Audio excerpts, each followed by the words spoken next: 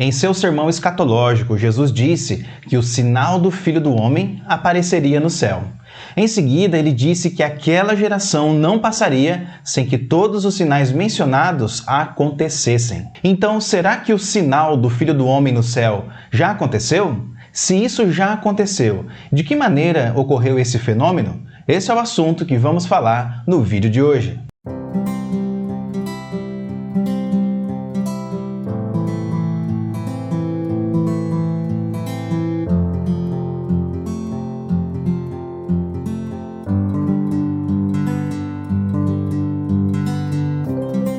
Um seguidor aqui do canal me enviou uma dúvida dizendo o seguinte: me tira uma dúvida. Jesus disse em Mateus 24:30 que aparecerá no céu o sinal do Filho do Homem, e todas as tribos se lamentarão e verão o Filho do Homem vindo sobre as nuvens do céu com poder e glória.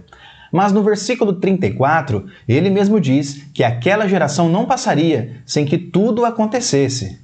E é o mesmo contexto. Me ajuda aí, forte abraço. Muito bem, Carlos, vamos então dissipar essa dúvida explicando o significado desse versículo. Primeiramente, Jesus realmente fala sobre tudo isso dentro do mesmo contexto que é a destruição e queda do Templo de Jerusalém. Quando o texto diz que aparecerá no céu o sinal do Filho do Homem, muitas pessoas pensam que o texto sugere uma manifestação física e visível de Jesus retornando à Terra.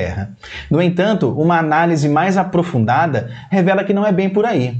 A linguagem utilizada por Jesus exige uma interpretação metafórica e simbólica. No contexto da queda de Jerusalém, é importante compreender que o verbo ver nesse texto não deve ser entendido de maneira literal. Ao invés disso, é mais adequado interpretar esse verbo no sentido de entender ou ter conhecimento. A vinda de Jesus sobre as nuvens do céu representa um evento de grande poder e glória, que leva todas as pessoas a reconhecerem o fato da divindade de Jesus. Então, o verbo ver como sendo sinônimo de entender é uma figura de linguagem bastante comum nas Escrituras. Ela enfatiza a importância do entendimento espiritual. Por exemplo, aqueles que não compreendem o Evangelho da Graça são descritos na Bíblia como cegos, pessoas que têm cegueira espiritual. Por isso não podiam crer. Então Isaías disse outra vez: cegou-lhes os olhos e endureceu-lhes o coração, a fim de que não vejam com os olhos e compreendam no coração e se convertam e eu os cure. E por outro lado, abrir os olhos significa receber discernimento espiritual para reconhecer a verdade do Evangelho da Graça. Essa ideia também pode ser vista em Zacarias 12, versículo 10, onde é mencionado que aqueles que traspassaram o Messias olharão para ele e prantearão.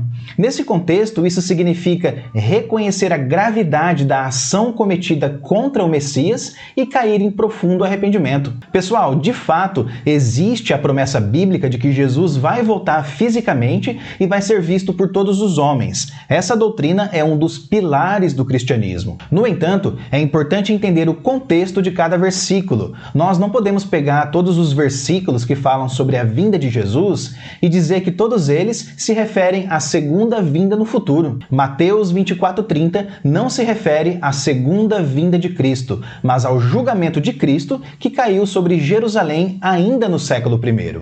O contexto não permite que entendamos essa passagem como sendo uma profecia reservada para o nosso futuro, porque Jesus deixou bem claro que essa profecia deveria se cumprir naquela geração. Outro detalhe importante a ser compreendido é que a expressão vir sobre as nuvens é uma linguagem simbólica utilizada ao longo do Antigo Testamento para descrever o juízo de Deus sobre cidades e nações. É uma forma apocalíptica de expressar a intervenção divina e o cumprimento da vontade de Deus. Nesse sentido, então, a vinda sobre as nuvens é o meio pelo qual Deus manifesta o seu juízo sobre aqueles que rejeitaram o Messias. Dessa forma, Mateus 24:30 enfatiza o poder e a ação de Deus por meio do julgamento sobre Jerusalém. Deus usou o exército romano como instrumento de punição, demonstrando que ele tem toda a autoridade e confirmando que Jesus é o Messias verdadeiro. Portanto, Mateus 24:30